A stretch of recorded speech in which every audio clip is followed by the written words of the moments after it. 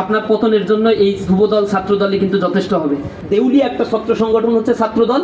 গণপ্রতিরোধের মুখে পড়লে এ থেকে পালানো আপনাদের জন্য কঠিন হবে। বালুর ট্রাক সরানোর দিন ছাত্রদলের কেউ ছিল না, প্রশাসন আমাদেরকে সাড়া দেয়নি।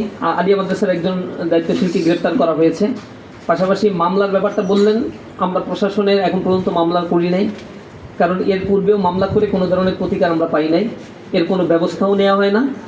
আর প্রশাসনকে আমরা বারবার নক দিয়েছি, প্রশাসন আমাদেরকে সাড়া দেয়নি।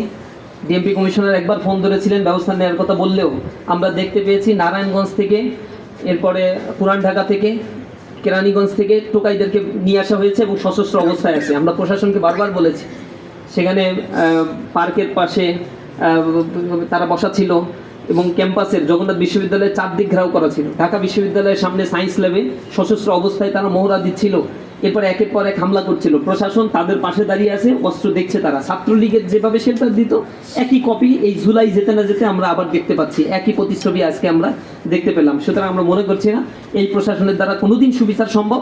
আর ছাত্র দলের বা যুব দলের কাউকে গ্রেপ্তার করার সক্ষমতা এই নপুংসক প্রশাসনের আছে, আমাদের কাছে এটা মনে হয় না। যেহেতু প্রশাসনের এটা দায়িত্ব, আমরা মনে করি প্রশাসন সেই বিষয়টা তদন্ত করে দেখবে এবং এই জায়গা থেকে তারা তাদের রেসপন্সিবিলিটি পালন করে কিনা এটার জন্য আমরা অপেক্ষমান আছি। পরিকল্পিতভাবে বিভিন্ন জায়গায় তারা হামলার চেষ্টাগুলো করেছে, আমরা মনে করছি এর দায় দায়িত্ব সম্পূর্ণ বিএনপি ছাত্র দলের উপরে। আর দীর্ঘ সময় ধরে আমরা লড়াই করেছিলাম তাদের সাথে, তখন তাদের খুব বেশি ছায়া আমরা দেখতে পাই নাই। বালুর ট্রাক সরানোর দিন ছাত্র দলের কেউ ছিল না, সেদিন ইসলামী ছাত্র শিবিরের দায়িত্বশীলরা রাস্তায় দাঁড়িয়ে প্রতিবাদ করেছিল এবং শাহাদাতের ঘটনা ইসলামী ছাত্র শিবিরের ঘটেছিল, অনেক ভাই আহত এবং শহীদের ঘটনা ঘটেছিল। ছাত্র দল যুব দলকে সেদিন আমরা পাই নাই। এই সন্ত্রাসীরা এরা হচ্ছে যে দলই ক্ষমতা আসুক না কেন সেই দলের ঘাড়ের উপর চেপে মততন্ত্র ক্রিয়েট করা বা ত্রাসের রাজত্ব তৈরি করাই হচ্ছে তাদের মূল দায়িত্ব। এই কাজটাই তারা করে। আমরা মনে করছি জুলাইয়ের এই বর্তমান যে সিচুয়েশন, দ্বিতীয় বর্ষপূর্তিতে যেভাবে সারা দেশব্যাপী আমরা প্রোগ্রাম করছি, এখন ইন্টেনশনালি এই প্রোগ্রামগুলোতে তারা হামলা করেছে। উচিত ছিল তাদেরও সেম লেভেলের প্রোগ্রামগুলো করা, শিক্ষার্থী বান্ধব প্রোগ্রামগুলো করা। কোনো জায়গায় তারা এগুলো না করে বরং আমাদের প্রোগ্রামগুলোতে হামলা করে তারা এটাই প্রমাণ করতে যায় যে তাদের চরিত্রটা কেমন, আর তারা এই গণ অভ্যুত্থানের বা এই বিপ্লবের পক্ষের কোনো শক্তি ছিল না, অথবা তারা থাকলেও মুখে শুধু বাতেলা পুরাতন সেই বন্দোবস্তের দিকেই তারা যেতে চায়। ক্যাম্পাসগুলোকে তারা অস্থিতিশীল করে রাখতে চায়। গণপ্রতিরোধের মুখে পড়লে এ থেকে পালানো আপনাদের জন্য কঠিন হবে। তারা একে একে ঢাকা কলেজের হল দখল করবে, আলিয়া মাদ্রাসার হল দখল করবে, এরপরে অনেকগুলো কলেজ তাদের টার্গেটে আছে। আমাদের কাছে ইতিমধ্যেই খবর এসেছে, তিতুমির কলেজ তো অলরেডি হল দখল করছে। কুমিল্লা বিশ্ববিদ্যালয়ে গণরুম কালচার তারা ফেরত নিয়ে আসছে, তারা 24 জনের মতো গণরুমে রেখেছে। সেখানে এই নিউজ আসছে, ছাত্ররা সেখানে প্রতিবাদ করছে, প্রতিরোধের মুখে তারা সেই গণরুম ছাড়তে বাধ্য হয়েছে।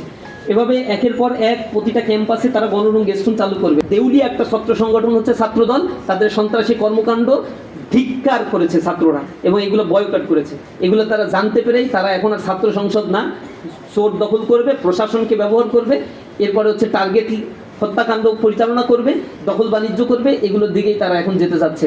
আমার মনে হয় এই কারণেই আজকে সরকার তাদেরকে ইন্ধন দিচ্ছে। প্রকাশ্য মদত একেবারে প্রধানমন্ত্রীর কাছ থেকে না পেলে এই জাতীয় কার্যক্রম পরিচালনা করা তাদের জন্য কথা না, তাদের কথা না, কিন্তু তারা এটা করেছে। চোখের সামনে মিথ্যা কথা বলে দেবে, এটা তো সাংবাদিকরাও কয়েকবার তাকে প্রশ্ন করছে, ধরছে।